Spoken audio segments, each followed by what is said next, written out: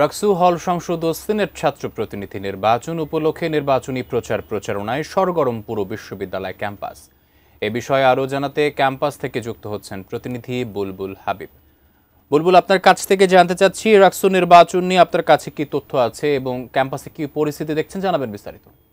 যেহেতু আসলে এখন প্রচারণার সময় প্রার্থীরা আসলে ছুটছেন ভোটারদের দ্বারে দ্বারে, শুধুমাত্র ভোট প্রত্যাশা করছেন এবং তাদের যে দাবি দাওয়াগুলো রয়েছে সেই দাবি দাওয়াগুলো তুলে ধরছেন। এটাই প্রথমত আসলে পুরো ক্যাম্পাস জুড়েই এই চিত্রই আমরা দেখতে পাচ্ছি। এখন যেহেতু প্রচারণার সময় এবং আমরা দেখেছি যে আসলে প্রত্যেকটা প্রার্থীরাই আসলে বিভিন্ন দিনের বেলায় প্রধানত আসলে একাডেমিক ভবনগুলোতে, চায়ের স্টলে, আড্ডায় এগুলোতে যাচ্ছেন এবং ডিপার্টমেন্টগুলোতে তারা ভোট প্রত্যাশা করছেন। এর বাহিরে আসলে যেহেতু সকাল 10টা থেকে রাত 10টা পর্যন্ত আসলে প্রচারণার সময় থাকে, রাত্রে বিশেষ করে আসলে হলগুলোতে প্রার্থীরা যাচ্ছেন এবং মেসগুলোতে, বিশ্ববিদ্যালয়ের আশেপাশে যে মেসগুলো রয়েছে সেই মেসগুলোতে তারা প্রচারণা চালাচ্ছেন। তো বলা যায় যে পুরো ক্যাম্পাস জুড়ে আসলে ব্যাপক প্রচারণা চলছে এবং প্রার্থীরা খুবই উৎসবমুখর পরিবেশে সে প্রচারণা চালাচ্ছেন। তো আমাদের সঙ্গে একজন প্রার্থী রয়েছেন, তার কাছ থেকে আমরা একটু জানবো যে আপনি আসলে কোন পদে প্রতিদ্বন্দ্বিতা করছেন, প্রার্থী ভোটারদের কাছে যখন যাচ্ছেন তখন আসলে কেমন সাড়া পাচ্ছেন? আচ্ছা, আমি সহ-সাংস্কৃতিক সম্পাদক পদে প্রতিদ্বন্দ্বিতা করছি। আমার ব্যালট 6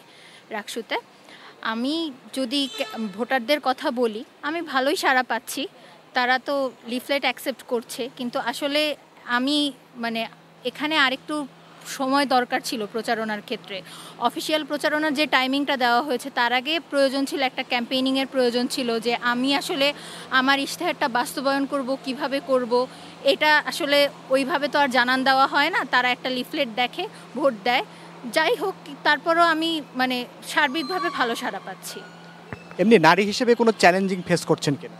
চ্যালেঞ্জিং ফেস এখনও পর্যন্ত করিনি, সত্যি কথা বলতে। আমি ভালোই সহায়তা পাচ্ছি সবাই ভালো রেসপন্স করছে। কিন্তু যেহেতু একটা প্যাট্রিয়ার্কিক সোসাইটিতে আমরা বিলং করি, সেই জায়গা থেকে হয়তো নারীদের পক্ষে এই ঘন্টার পর ঘন্টা রাত্রে লিফলেট বিতরণ করা সম্ভব হয় না। তারপর দেখা যাচ্ছে যে একটা বড় অংশ, ভার্সিটির একটা বড় অংশ ছেলেদের হল এরিয়ার যেটা আছে, সেখানে এখনও পর্যন্ত একজন নারী গিয়ে আসলে প্রচারণা করবে 2-3 জন গিয়ে, এইটা এখনও স্বাভাবিক প্রক্রিয়ায় আসেনি। এটা একটা একটা রোমান্টিসাইজ করার জায়গায় এখনও এই বিশ্ববিদ্যালয় আছে। তো সেসব জায়গায় টুকিটাকি কিছু সমস্যা, তাছাড়া কোনো অসুবিধা হচ্ছে না। ধন্যবাদ। আসলে শুনছিলাম প্রার্থীর কাছ থেকে, তো আমরা একটু যদি একটা ছোট্ট করে শুনি যে আপনি কোন পদে দাঁড়িয়েছেন, কেমন প্রচারণা সারা পাচ্ছেন? আমি রমজানুল মোবারক, আসন্ন রাকসু ছাত্র সিনেট প্রতিনিধিতে নির্বাচন করতেছি সদস্য হিসাবে। আর আমার ব্যালট নাম্বার হচ্ছে 25 S25। আমার অনার্সটা শেষ হয়েছে 25 এবং আমি চাই যে 25 সালটা আমার জন্য শুভ এবং কল্যাণময় হোক এবং 25 নাম্বার ব্যালট নিয়ে আমি নির্বাচন করতেছি। তো নির্বাচনের তারিখটাও 25, সালটাও 25। আমি অত্যন্ত ভালো সাড়া পাচ্ছি, বিশেষ করে আমাদের বোনদের থেকে খুব গুরুত্বপূর্ণ ভালো সাড়া পাচ্ছি, যে একবার গেলে দ্বিতীয়বার বলতেছে রমজান ভাই আপনি 25, রমজান ভাই আপনি, রমজান মোবারক ভাই আপনি 25, এবং আমি খুবই ভালো সাড়া পাচ্ছি। বিশেষ করে আমি আশাবাদী সবার প্রতি।